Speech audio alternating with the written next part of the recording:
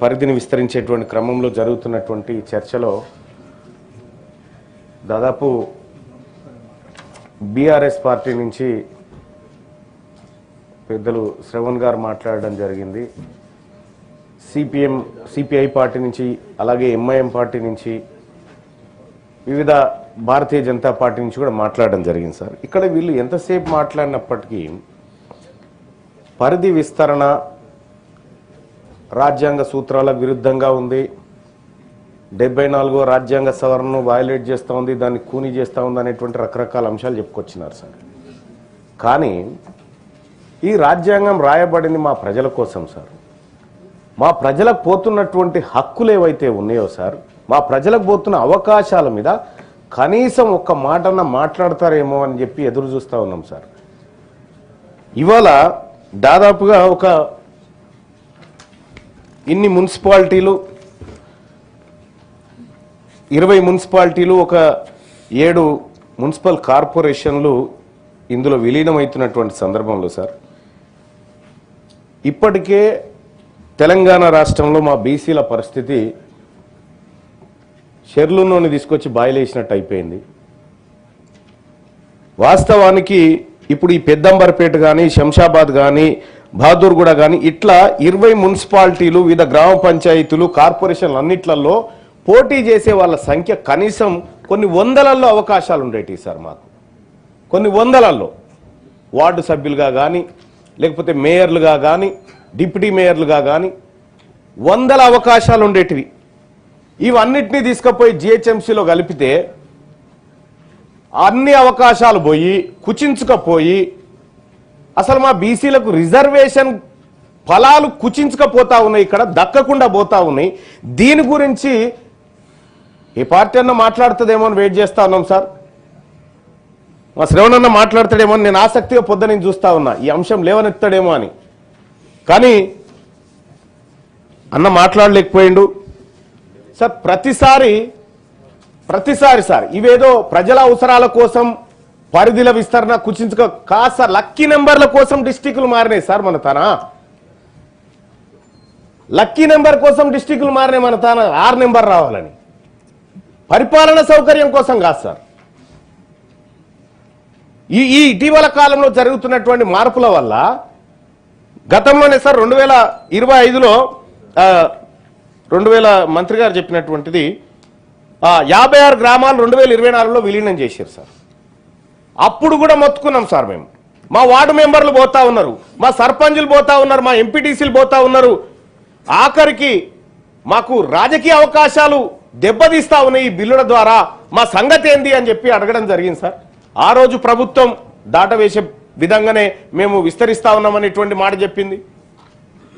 ఇవాళ అడుగుతా ఉన్నాం సార్, మా పరిస్థితి ఏంది సార్? ఇక్కడ ఈ వార్డులలో పోటీ చేసే మా బీసీలకు ఏం చెప్తారు సార్? ఈ బిల్లు ఏం సమాధానం చెప్తారు దీంట్లో?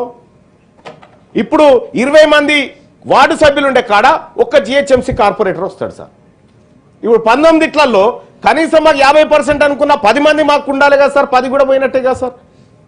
ఇట్లా రాజకీయ అవకాశాలు పోయినాయి.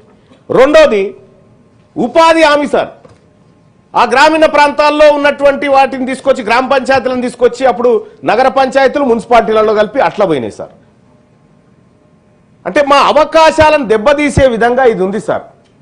ఇప్పుడు దీంట్లో ప్రజాస్వామ్యం, ప్రజల చేతుల్లో అధికారం ఉండాల్సినటువంటి ఈ దేశంలో ఇట్లాంటి బిల్లుల ద్వారా అధికారుల చేతికి విస్తృత అధికారాలు పోతా ఉన్నాయి సార్. ప్రజల దగ్గర నుంచి ప్రజాస్వామ్యం దూరం అవుతా ఉంది. దీని ద్వారా మీరు బిల్లుల మీద బిల్లులు మార్చుకుంటూ పోతే మా సంగతి ఏంది? మేము ఈ రాష్ట్రంలో ఉన్నామా? బీసీలము, మా రిజర్వేషన్లని పోతా ఉన్నాయి.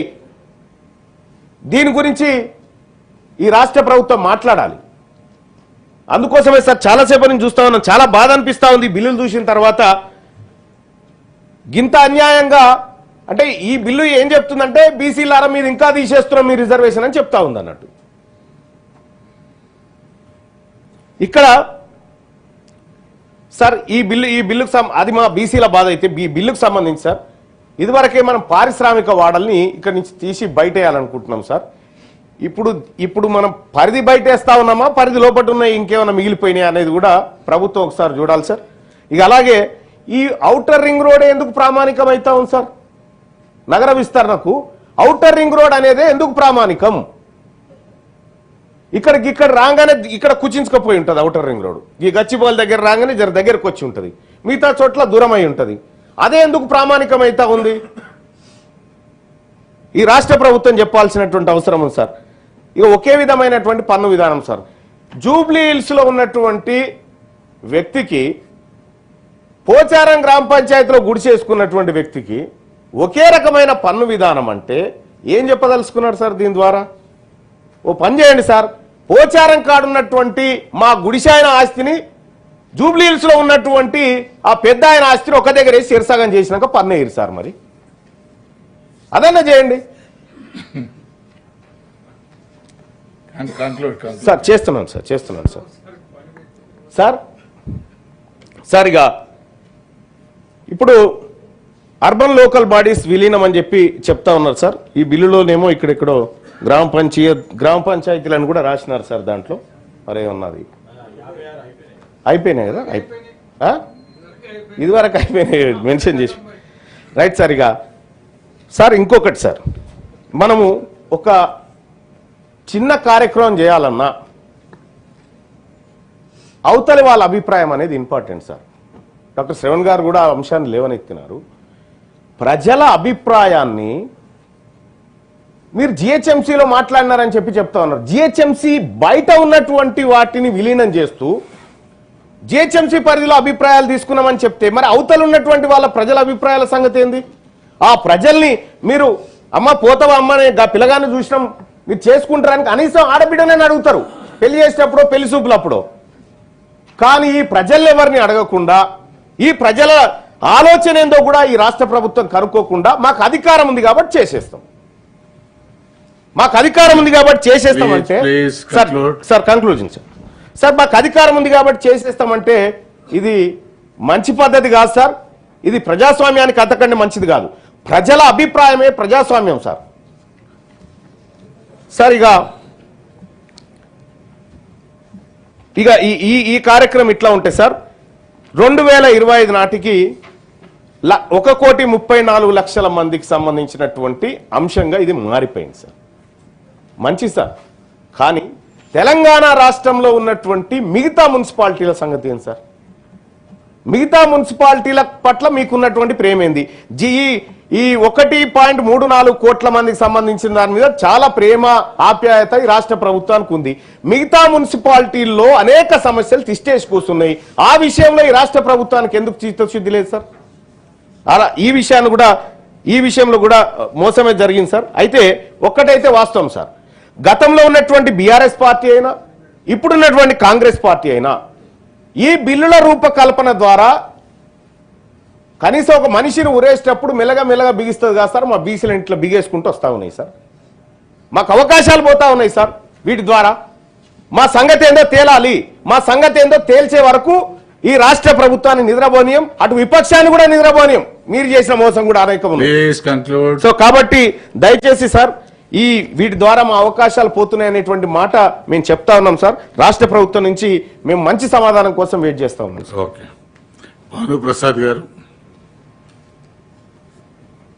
అధ్యక్ష, ఈ బిల్లుని స్వాగతిస్తూ